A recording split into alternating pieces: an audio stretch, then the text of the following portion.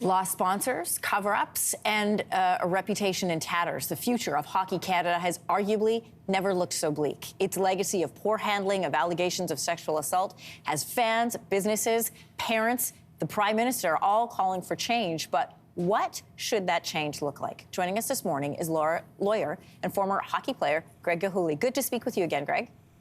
Great to be on. Thanks for having me today. First of all, from your perspective, what are some of the biggest mistakes Hockey Canada has made in the way it's handled this situation thus far? These are self-inflicted wounds. Hockey Canada showed the absolute best in wanting to compensate a victim.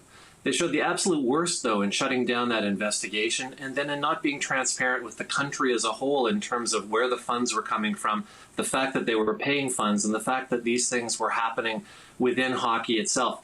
That's the real tragedy here. All of the people within Hockey Canada, I absolutely guarantee you, got involved for the right reasons, wanting to make things better. The problem is they've just conducted themselves so poorly throughout, and it's only getting worse as they panic and try to correct the mistakes. They just dig themselves into a deeper and deeper hole. Not only correct the mistakes, but also justify the decisions that are made despite, and ignoring public opinion. And it's the public who pays to keep this organization going.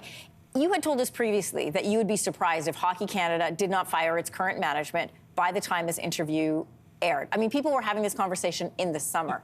As of now, they're all still employed. What does that tell you? It tells me they're getting incredibly poor advice from their crisis management counselor, navigator. These people are hockey people, and they're people who want to help the game of hockey, who have been brought in to join the board, and they're now taking advice from supposed experts. And their responses are just so tone deaf that it's inexplicable. I mean, Hockey Canada had a conference call with the provincial regional chapters yesterday. How could the response be anything but senior leadership, including the executives and the board, have resigned? How can we not have already received that press release, given the sponsors who are pulling out, the organizations, the branch organizations who are no longer showing support? It's just incredibly tone deaf, and it's now doing a disservice to the game of hockey. Look, this should be about hockey and Canada, not about the people in Hockey Canada. And they're making it about themselves, and they're just getting it wrong. Beyond dealing with the allegations that they're facing right now, they're also dealing with investigations by various news outlets. They have found a long-standing pattern of police investigations into sexual assault claims that involve hockey players. So what is it, from your perspective, both personally and professionally, within the culture that is allowing these kinds of crimes to thrive? Yeah, we have a problem within society, and Hockey Canada is right to point that out, but that doesn't absolve Hockey Canada of facing the reality that in Canada, hockey has a serious problem. It's a power dynamic, it's a celebrity dynamic.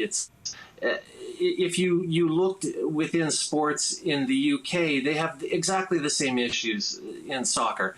Hockey's place within Canada creates the power imbalance where things like this happen, and people do bad things and take advantage of their power and notoriety. And when you have power and notoriety, you also have a corresponding responsibility. And Hockey Canada's problem is that it hasn't trained and taught the players to act responsibly within the community, and that's what's got to change. Greg, you and I first met when I was interviewing about your book called I Am Nobody, Confronting Sexually Abusive Coach. And I tell every parent to read your book to get an understanding of how to protect themselves, how to protect their kids. And I want to thank you for coming on today to talk about this story. Thanks for thinking of me and bringing me on today. Hey, thanks for watching. If you liked this, be sure to subscribe here, or you can check out more Your Morning videos right here.